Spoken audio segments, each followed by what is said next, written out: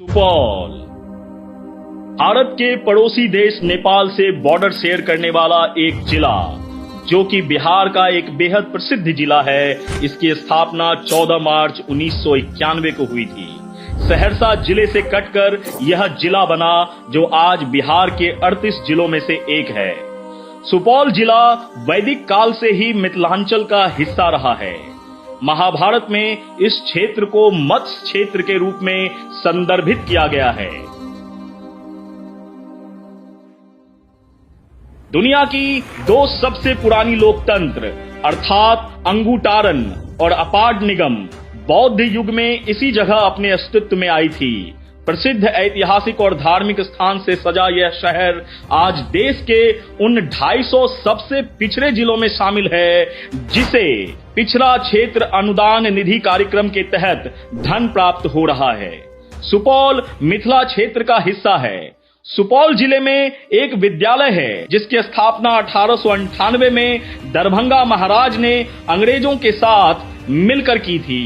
दरभंगा महाराज ने इस विद्यालय के लिए जमीन का अनुदान किया था। उस समय आईसीएस ऑफिसर एच.सी. विलियम्स जो आज के समकालीन आईएएस ऑफिसर होते हैं उन्हीं के नाम पर विलियम्स हाई स्कूल का नाम रखा गया।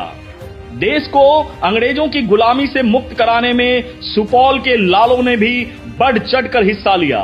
महज 16 वर्ष की उम्र में जगतपुर गांव के कुशेश्वर मलिक आजादी के दीवाने हो गए थे।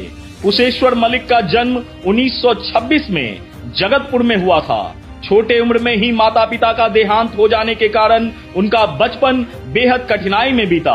उन्होंने भारत मां को गुलामी की जंजीर से मुक्त कराने के लिए बेहद महत्वपूर्ण भूमिका निभाई। अगस्त 1942 में जब गांधी जी ने भारत छोड़ो आंदोलन की शुरुआत की, उस समय वो गणपतगंज हाई स्कूल में मैट्रिक की पढ़ाई कर रहे थे। वो मात्र 16 वर्ष की आयु में गांधी जी के आह्वान पर स्वतंत्रता संग्राम में कूद पड़े। युवा जोश में करेंगे या मरेंगे का नारा लगाते हुए उन्होंने क्षेत्र के अग्रणी स्वतंत्रता सेनानी अच्युतानंद झा, जयराम मिश्र और कुलानंद मलिक जैसे अपने कुछ अन्य साथियों के साथ सुपौल डाकघर पहुंच गए। वे वहां मौजूद लोगों को अंग्रेजी हुकूमत के खिलाफ भड़काकर स्वतंत्रता आंदोलन में शामिल होने के लिए प्रेरित कर रहे थे। इसके बाद वहां मौजूद भीड़ के साथ डाकघर के अंग्रेज पृष्ठपोषक अधिकारी के समक्ष विरोध प्रदर्शन किया। मलिक अपने क्रांतिकारी साथियों के साथ वहां तोड़फोड़ कर रहे थे। उन्होंने डाकघर में सरकारी दस्तावेज को तहस नहस कर दिया। इसके बाद अंग्रेजी सिपाही उनके पीछे लग गए, लेकिन वह अपने दो अन्य क्रांतिकारी साथियों के साथ फरहा घाट के जंगल में छुप गए। 3 दिनों तक बिना कुछ खाए जंगल में भटकते रहने के बाद जब वे और उनके साथी फरहा जंगल से निकलने का प्रयास कर रहे थे, तभी पुलिस ने उन्हें और उनके दोनों साथियों को गिरफ्तार कर लिया। अगले दिन वहां के स्थानीय समाचार पत्रों में छपा कि जंगल के 3 शेर पकड़े गए। गिरफ्तारी के बाद कुशेश्वर मलिक को बक्सर ले जाया गया।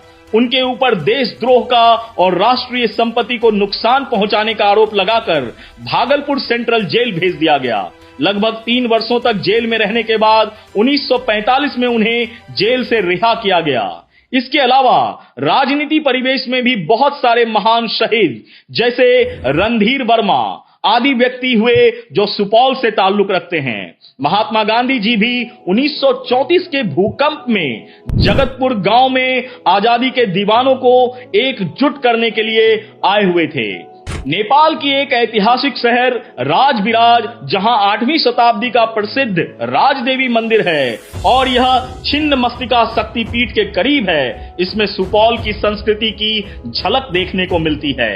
यह कुनौली सीमा से कुछ ही दूरी पर स्थित है। सुपौल में स्थित विष्णु मंदिर दक्षिण भारतीय वास्तुकला पर आधारित है जो भगवान विष्णु को समर्पित मंदिर है। यह जिले का एक प्रमुख पर्यटन स्थल बन गया है। यह क्षेत्र की मिथिला संस्कृति में दक्षिण भारतीय सार को जोड़ता है।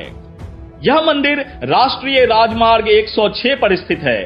प्रमुख शिव मंदिरों में से एक बाबा कपिलेश्वर महादेव का मंदिर गढ़ बरुआरी में स्थित है। कपिलेश्वर महादेव मंदिर में भक्तों के बीच विशेष महिमा देखने को मिलती है। गढ़बरुआरी निवासी पंडित कृष्णदेव झा द्वारा लिखित पुस्तक में मंदिर की स्थापना की तिथि 1024 ईसा पूर्व बताई जाती है। पंडित कृष्णदेव झा ने मंदिर की स्थापना तिथि के संबंध में अपना तर्क यहाँ मिले अवशेषों को आधार बनाकर किया है। कहा जाता है कि कपिलेश्वर महादेव मंदिर का यह स्थल अति प्राचीन है और प्राचीन काल में हरिद्रा नदी के किनारे एक पहाड़ी पर स्थित यह मंदिर हुआ करता था, जहां कपिल मुनि ने तपस्या की थी। ऐसा भी माना जाता है कि मंदिर का नाम कपिल मुनि के नाम पर ही पड़ा।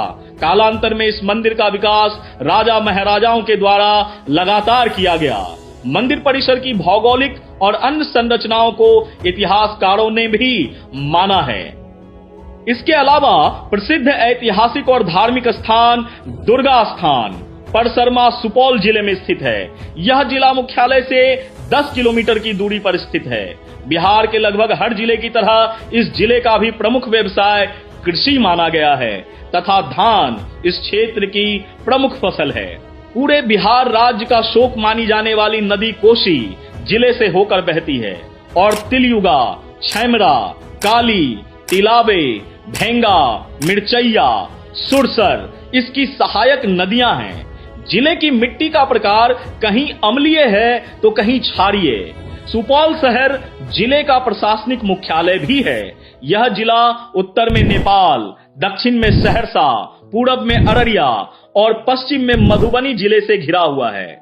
सुपौल के जो कुछ प्रमुख दार्शनिक स्थल हैं, उनमें से हैं हनुमान मंदिर, विष्णु मंदिर और यहाँ की कोसी नदी, वो भी देखने लायक है।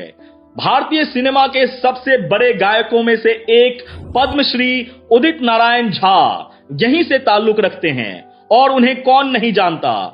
उनका जन्म और पालन पोषण यहीं सुपौल में हुआ। वहीं लोक गायिका शारदा सिन्हा के छठ पर्व के संगीत युवा से लेकर बूढ़े बुजुर्ग हर वर्ग के लोगों के दिलों पर राज करती है, जिसको ना सिर्फ भारत या बिहार बल्कि हर वो जगह जहां छठ पर्व मनाया जाता है इनके संगीत के बिना अधूरी है।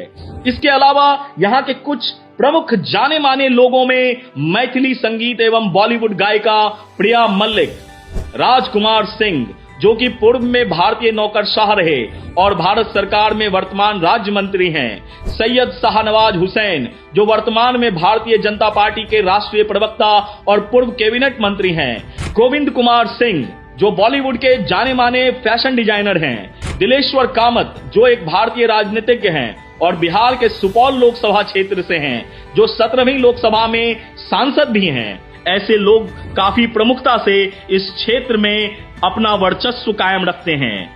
ऐसे ही और एक नए जिले की कहानी के साथ आपके सामने फिर से उपस्थित होगा मैं बिहार हूं।